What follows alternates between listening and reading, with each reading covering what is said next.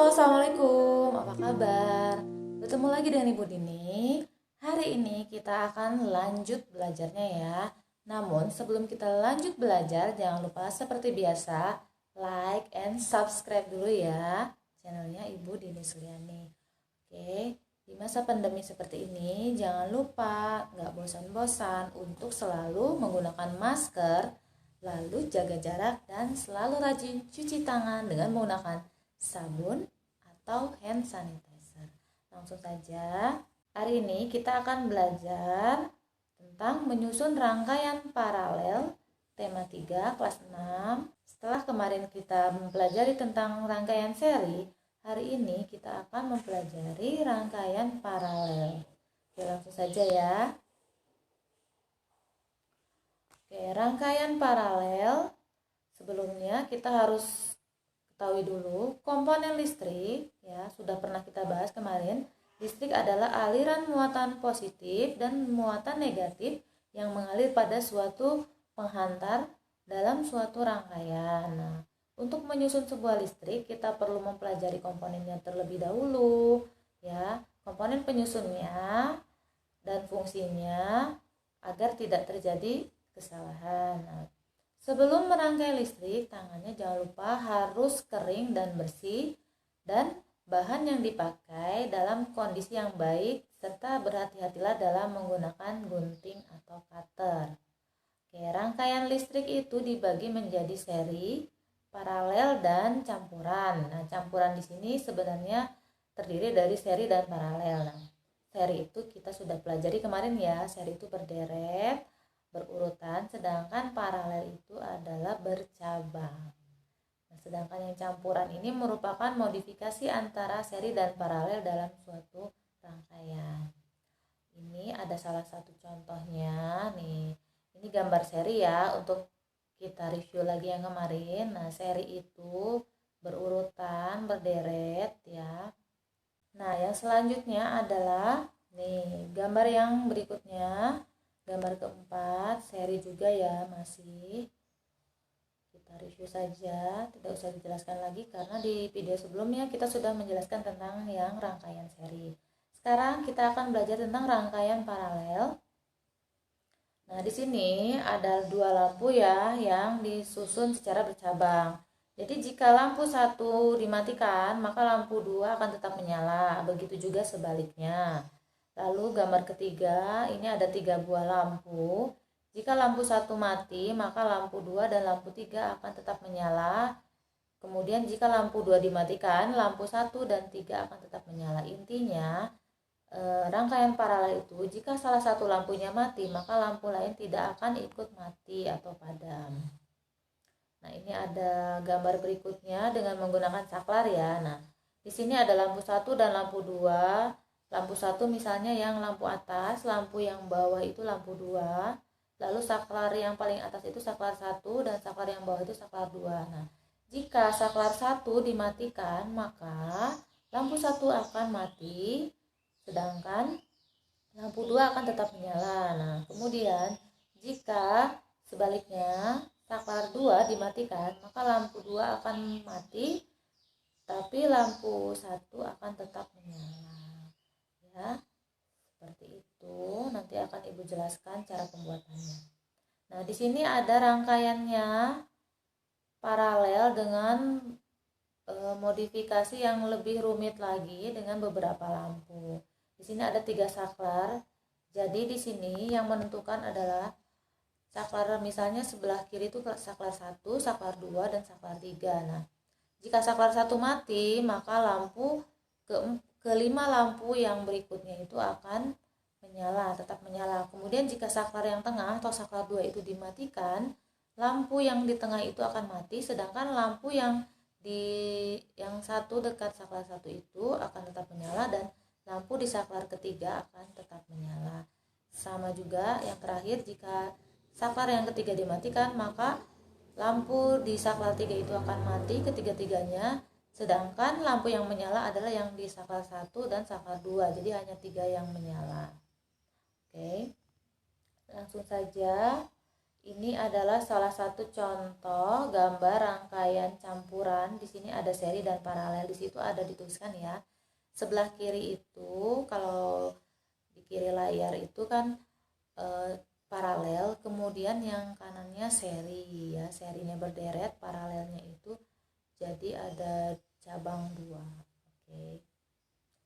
Selanjutnya, nah ini juga salah satu rangkaian seri dan paralel ya, campur. Karena apa?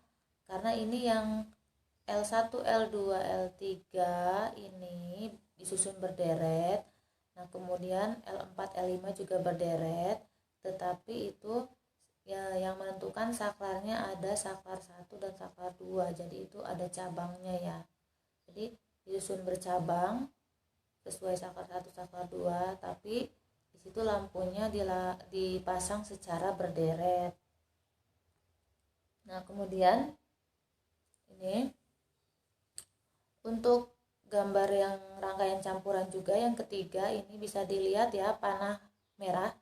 Panah merah menunjukkan bahwa lampu itu arus dari positif harus berputar ke negatif ya. Nah, dari merah itu yang paling atas ya, kemudian ke saklar yang atas, lalu ke lampu yang paling kanan, lampu 2, lalu ke kabel bawah, kemudian kembali ke baterai. Nah, bandingkan dengan yang panah biru itu, panah biru. Nah, ya. Nah, panah biru itu bisa dilihat ya, sama ya, berputar juga. Nah, jadi jika saklarnya itu dimatikan, saklar di depannya, maka lampu di urutan selanjutnya akan ikut mati. Oke, selanjutnya langsung saja kita bandingkan perbedaan dari seri dan paralel ya. Seri dan paralel itu, jika seri disusun secara berurutan, berderet atau tidak bercabang, namun paralel bercabang. Tadi ya seperti di gambar, jika lampu satu padam seri itu, maka lampu lain ikut padam. Sedangkan paralel, jika salah satu lampu padam, lampu lain akan tetap menyala. Kemudian yang seri itu hemat dalam pembuatannya karena menghemat kabel, sedangkan paralel itu boros kabel. Namun untuk pijarnya, yang seri itu berpijar tidak sama terang, sedangkan paralel berpijar sama terang. Lalu contoh lampunya yaitu kalau seri itu senter dan lampu jalan. Jadi biasanya kan lampu jalan kalau sudah mulai malam akan dinyalakan, nyala satu, nyala yang lainnya juga ikut menyala.